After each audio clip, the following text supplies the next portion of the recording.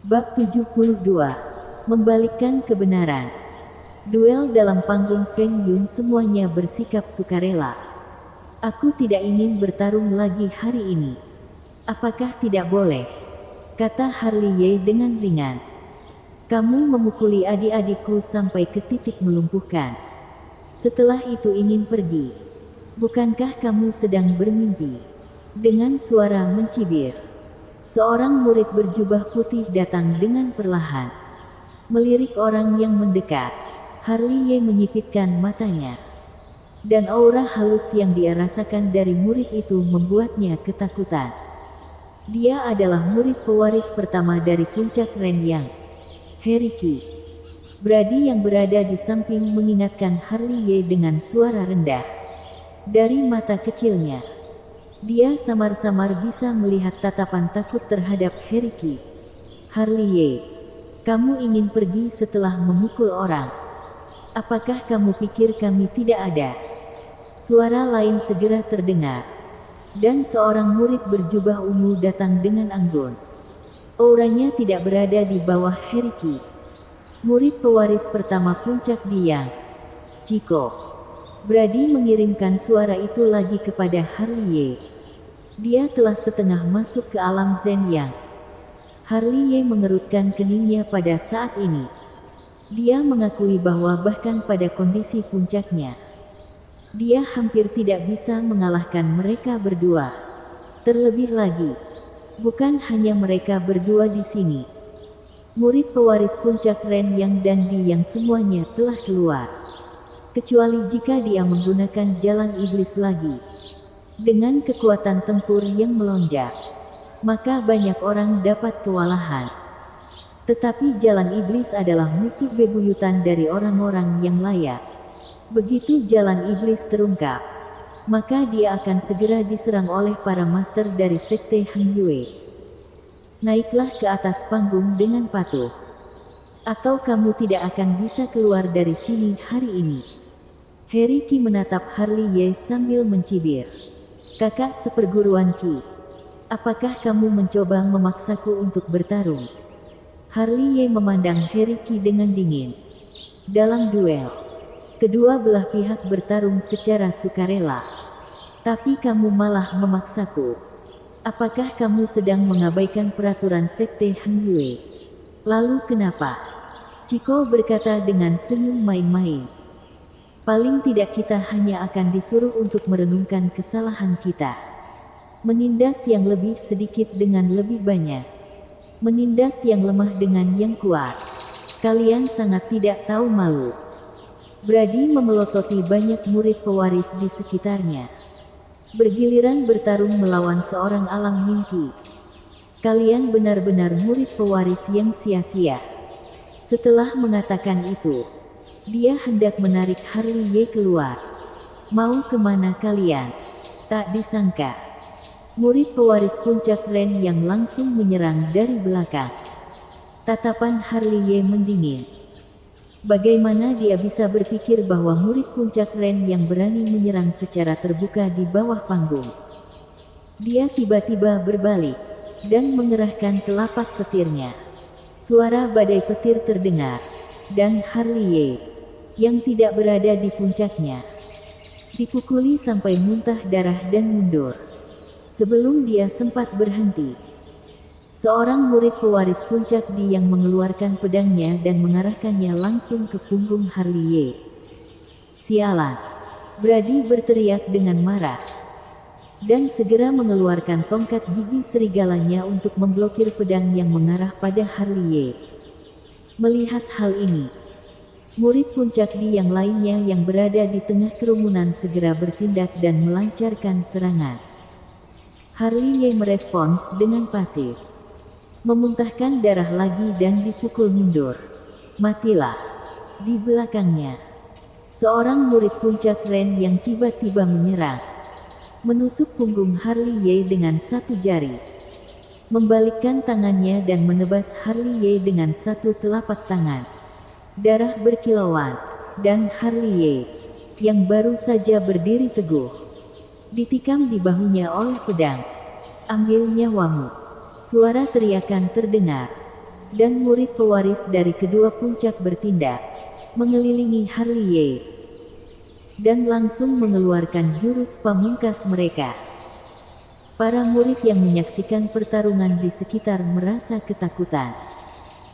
Siapa yang mengira bahwa murid pewaris dari kedua puncak Ren Yang dan Yi yang akan berani bertindak secara terbuka di antara hadirin.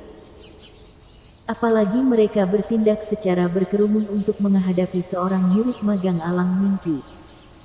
Ini melanggar aturan sekte. Apakah mereka tidak takut dihukum oleh sekte? Benar sekali. Kenapa Tetua Danto tidak muncul untuk mengurus hal ini? Tidakkah kamu melihatnya? Murid-murid puncak Ren Yang dan puncak Di yang berani bertindak begitu terang-terangan. Yang pasti terdapat dukungan dari pihak di belakang mereka. Sampai membuat Tetua Danto tidak berani campur tangan dengan gegabah. Selain itu aku juga mendengar bahwa Tetua Danto tidak berada di dalam sekte hari ini. Jadi, apakah Harley Ye sudah pasti akan mati? Selama percakapan, raungan bergema melalui panggung Feng Yun. Melihat sekeliling, ke arah huru hara, seseorang menggunakan mantra petir surgawi. Dan sekelompok murid pewaris semuanya meledak setelahnya. Adegan itu terlihat sangat kacau. Dan dalam asap yang mengepul, sosok Harley Ye yang mengejutkan dan berdarah muncul. Ayo maju. Harley Ye melangkah keluar. Wajahnya yang halus benar-benar terlihat sedikit mengerikan saat ini. Melihat tangannya lagi, dia sebenarnya memegang 4 jimat mantra petir surgawi. Dan sepertinya dia yang menggunakan mantra petir surgawi sebelumnya. Mungkin dia melakukan ini karena terpaksa. Lagi pula dia sudah setengah mati. Tidak mampu menahan pengepungan dari banyak murid pewaris. Dan ini adalah satu-satunya cara yang tersisa. Menggunakan mantra petir surgawi dengan risiko melanggar aturan sekte. Harley Ye, tidak disangka kamu melanggar aturan sekte dan menggunakan mantra petir surgawi. Segera, terdapat omelan dari segala arah. Kalian semua berani terang-terangan mengepungku di bawah panggung Feng Yun. Kenapa aku tidak boleh menggunakan mantra petir surgawi? Lagi pula aku akan mati. Dan aku pasti akan menarik kalian bersama denganku. Kata Harley Ye dengan wajah yang penuh dengan ekspresi kegilaan.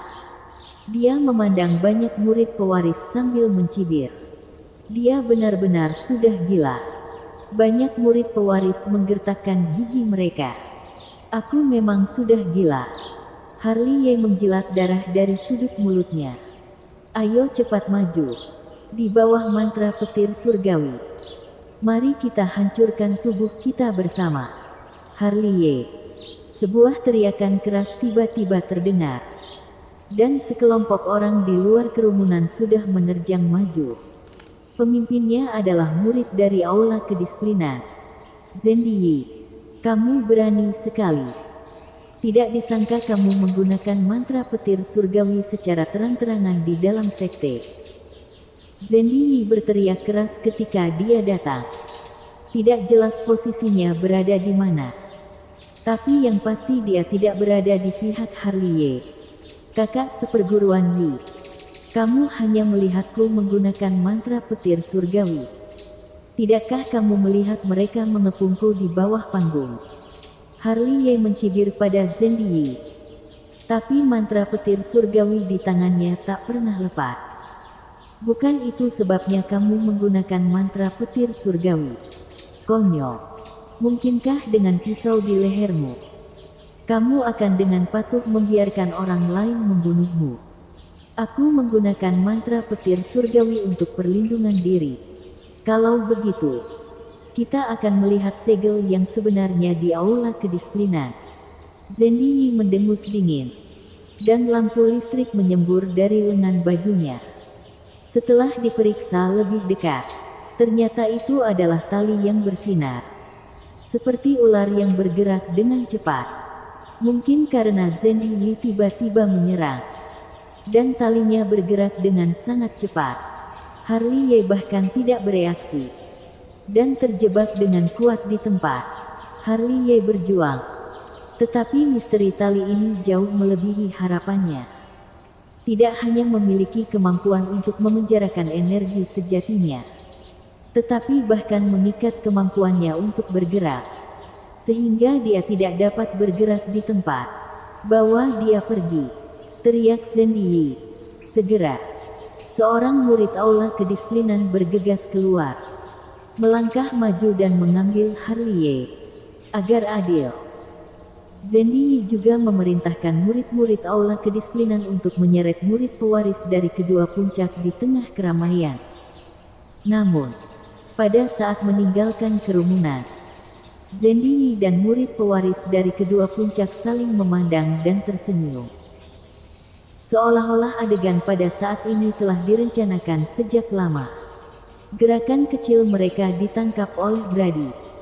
Meskipun dia tidak bisa diandalkan, tapi dia sangat pintar. Ini pada dasarnya adalah konspirasi antara dua puncak dan aula kedisiplinan. Mereka bersekongkol dan telah lama berkolusi. Sangat sulit bagi Harley Ye untuk keluar hidup-hidup hari ini.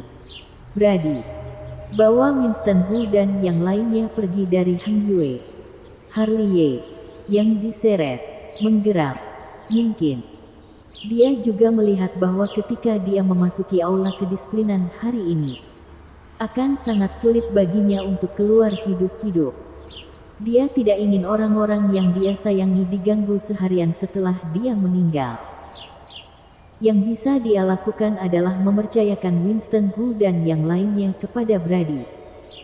Melihat Harley Ye diseret, Brady menggertakkan giginya. Membenci bahwa kekuatan di balik kedua puncak ini sangat. Bahkan jika dia berasal dari keluarga Xiong, akan sulit untuk menyelamatkan nyawa Harley Ye. Kekuatan di baliknya. Memikirkan hal ini, mata Brady berbinar. Apakah mereka ingin bertanding kekuatan siapa yang lebih kuat? Aku akan menemukan kekuatan yang membuat kalian tidak bisa menyinggung Harley Ye lagi. Bersambung. Bab 73. Hukuman mati. Harley Ye diseret ke aula kedisiplinan, diikuti oleh kerumunan besar.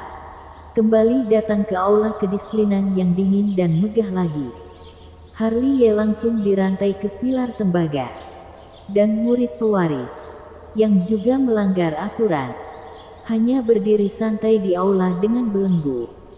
Dibandingkan dengan kondisi Harley Ye yang menyedihkan, perlakuan mereka sangat kontras. Harley Ye, kamu menggunakan mantra petir surgawi di dalam sekte. Apakah kamu mengakui kejahatan ini? Zendiyi berdiri di depan Harley Ye dengan kedua tangan berada di belakang punggungnya. Mencibir sambil melihat Harley Ye. Mereka akan membunuhku. Aku melakukan itu untuk melindungi diriku sendiri. Membunuhmu. Dari mana kamu bisa berkata seperti ini? Para murid dari kedua puncak berbicara. Harley Ye, kamu sedang memfitnah orang. Kami jelas-jelas hanya sedang bertarung. Kenapa malah berubah menjadi kami akan membunuhmu? Kakak seperguruan Yi, tolong periksa hal ini dengan jelas. Jangan dengarkan fitnah Harley Ye. Dia mencoba melepaskan dirinya dengan mencari kesalahan pada diri kami. Pada saat ini, para murid dari kedua puncak juga mulai berbicara lagi. Harley Ye menggunakan mantra petir surgawi. Benar-benar pantas mati. Beri sanksi padanya. Kamu sudah sekejam ini ketika masih muda. Bagaimana jika kamu sudah dewasa? Di tengah aula, terdapat semua teriakan dan kutukan dari murid pewaris kedua pundak. Dan semuanya dipenuhi dengan kemarahan yang sebenarnya. Mereka membalikkan kebenaran. Dengan paksa membuat Harley Ye menanggung kesalahan ini. Pada saat ini, Harley Ye, yang sedang duduk di pilar tembaga, seperti seorang pembunuh keji yang dicaci maki. Di tengah aula, tidak hanya terdapat murid pewaris dari kedua puncak, Tetapi juga terdapat murid dari sekte Heng Yue yang mengikuti. Namun, meskipun mereka tahu bahwa kebenaran tidak seperti yang semua murid dari kedua puncak katakan, tidak ada dari mereka yang berani berdiri dan mengatakan sepatah kata pun untuk Harley Ye. Karena takut mereka akan dibalas dengan gila oleh kedua puncak di masa depan. Harley Ye yang saat ini adalah bukti yang bagus. Pada dasarnya ini hanyalah sebuah pertunjukan. Setelah mendengar apa yang dikatakan para murid dari kedua puncak, Zendi Yi menatap Harley Ye dengan dingin lagi. Harley Ye, apa lagi yang bisa kamu katakan? Harley Ye tidak mengatakan apa-apa. Apa lagi yang bisa dia katakan? Apa lagi yang bisa dia katakan? Sejak dia ditarik ke aula kedisiplinan, dia telah memikirkan akhir hidupnya sendiri. Kedua puncak dan aula kedisiplinan sudah lama berkolusi. Dia yang merupakan seorang anak magang alam mimpi tidak memiliki kekuatan di baliknya. Dan juga tidak memiliki penolong. Percuma saja dia mengatakan banyak hal. Mungkin karena dia meremehkan kedua puncak. Setiap langkah adalah jebakan. Dan setiap langkah adalah niat membunuh terhadapnya. Tapi, sampai saat ini, dia tidak menyesali apa yang telah dia lakukan demi Winston Hu. Pada saat ini, dia tiba-tiba mengerti bahwa perjalanan seorang kultivator tidak seindah yang terlihat di permukaan. Kekejaman di dalamnya membuat orang merasa sedih. Di depannya, Zendi Yi mencibir ketika melihat Harley Ye tidak berbicara. Karena kamu tidak berbicara, apakah ini berarti persetujuan? Jangan bicara omong kosong. Ayo mulai bertindak. Suara Harley Ye menjadi sedikit serak. Tatapan matanya menjadi kabur karena kelelahan yang belum pernah terjadi sebelumnya. Bagus. Sangat bagus. Zendi Yi tertawa. Mengeluarkan sebuah buku kuno. Dan membentangkannya. Seolah-olah sedang membacakan dekrit kekaisaran. Menurut pasal sekte Heng Yue No. 9. Jika terdapat murid sekte yang menggunakan mantra petir surgawi di dalam sekte, maka murid itu akan mendapatkan hukuman mati. Setelah membaca, Zendi Yi tiba-tiba menutup buku kuno. Kemudian mengedipkan mata pada murid-murid di kedua sisinya. Namun, pada saat ini, sebuah sosok tua datang dengan seluruh kekuatannya dari kerumunan. Dan setelah diperiksa lebih dekat, itu adalah Fendi Zhang. Jangan bunuh dia. Jangan bunuh dia. Fendi Zhang masuk dan menatap Zendi Yi dengan tatapan memohon. Tolong, jangan bunuh dia. Bunuh aku saja. Kakek, jangan memohon pada mereka. Tatapan kabur Harley Ye langsung pulih dan berkata sambil meronta. Bocah bodoh. Jangan bicara. Fendi Zhang melirik Harley Ye. Lalu menatap Zendi Yi lagi. Tubuhnya yang bungkuk tidak bisa ditekuk lebih jauh lagi. Keponakan seperguruan Yi. Dia masih merupakan anak-anak. Biarkan dia pergi. Biarkan dia pergi. Zendi Yi tersenyum. Fendi Zhang, apakah kamu tidak dapat berpikir jernih karena sudah tua? Dia menggunakan mantra petir surgawi di dalam sekte, yang merupakan sebuah kejahatan besar. Tanpa diduga, Fendi Zhang yang sudah sangat tua benar-benar berlutut di bawah kaki Zendi Yi.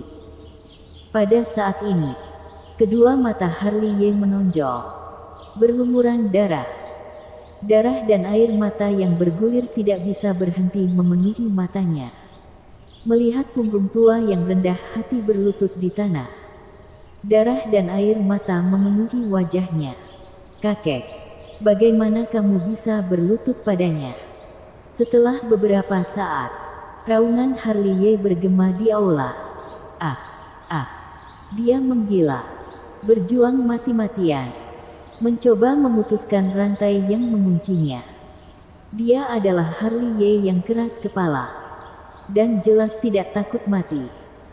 Tetapi melihat orang yang dia sayangi berlutut di tanah untuk memohon padanya, itu lebih tidak nyaman daripada membunuhnya. Mendengarkan raungan Harley, tubuh Fendi Zhang gemetar, tapi dia tetap tidak bangun.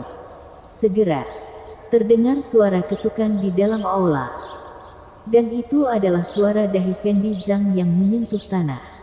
Tolong, biarkan dia pergi. Tolong, biarkan dia pergi. Setiap kali dia menyentuh tanah dengan dahinya, Fendi Zhang akan mengucapkan kata seperti itu. Dan setiap kali dia menundukkan kepalanya, air mata akan mengalir di wajahnya. Dia adalah Fendi Zhang, seorang pria dari generasi yang sama dengan ketua sekte Heng Yue. Tapi pada saat ini, dia dengan sangat rendah hati berlutut kepada generasi yang lebih muda. Ini adalah kesedihan yang belum pernah terjadi sebelumnya, dan lebih tidak bermartabat. Dia telah melakukan kejahatan yang besar. Tidak ada yang bisa menyelamatkannya. Zendi Yi melirik kakinya, mengabaikannya. Dagunya terangkat tinggi. Kalau begitu bunuh aku. Tukar hidupku dengannya. Keponakan seperguruan Yi, aku mohon. Fendi Zhang tiba-tiba memeluk kaki Zendi Yi. Pelukan yang tiba-tiba ini membuat Zendi Yi mengerutkan keningnya. Matanya penuh dengan penghinaan, dan segera menendang Fendi Zhang pergi. Kemudian berteriak dengan tajam, "Dasar kamu orang tidak berguna. Atas dasar apa kamu bernegosiasi denganku?"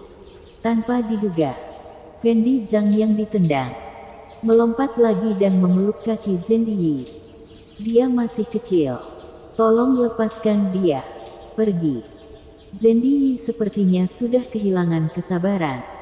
Mengangkat kakinya lagi, menendang Fendi Zhang dengan satu tendangan sampai memuntahkan darah. Semua hal ini terpampang dengan jelas di depan mata Harley. Dia tidak bisa menahan amarahnya lagi, dan meraung histeris.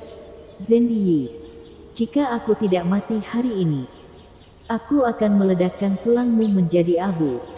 Bahkan jika aku mati, jadi hantu pun aku tidak akan melepaskanmu."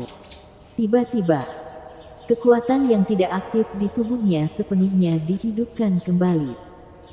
Kemarahan yang mengerikan tampaknya telah mengilhami jalan iblis yang tersembunyi di dalam darahnya. Dan pikirannya diliputi oleh kemarahan dan pembunuhan. Dimarahi oleh Harley seperti ini, Zendi Yi juga marah, dan langsung berteriak, "Bunuh! Segera bunuh dia! Segera!" Seseorang di kedua sisi mengayunkan pisau besar. Pada saat ini, para murid dari kedua puncak semuanya menunjukkan senyum sinis. Namun, tepat pada saat ini, sinar spiritual terbang dari luar aula. Tanpa memihak, mengayunkan pedang dalam sekejap. Kemudian suara santai masuk ke aula. Loh, aula kedisiplinan sangat meriah hari ini. Sebelum dia selesai berbicara, sebuah sosok muncul di dalam aula. Pria ini ramping, terlihat seperti orang abadi, dan memiliki temperamen yang santai. Jubahnya bergoyang secara otomatis tanpa angin, dan seluruh tubuhnya memancarkan cahaya spiritual. Bahkan tongkat di tangannya diwarnai juga dengan sinar spiritual. Sepasang mata seolah telah mengalami perubahan hidup, penuh dengan kebijaksanaan yang tak terbatas. Dia adalah, tiba-tiba, orang-orang di dalam aula, termasuk para murid dari kedua puncak dan Zendi Yi, menyatukan kedua tangan mereka dan membungkuk, tampak sangat hormat, bersambung.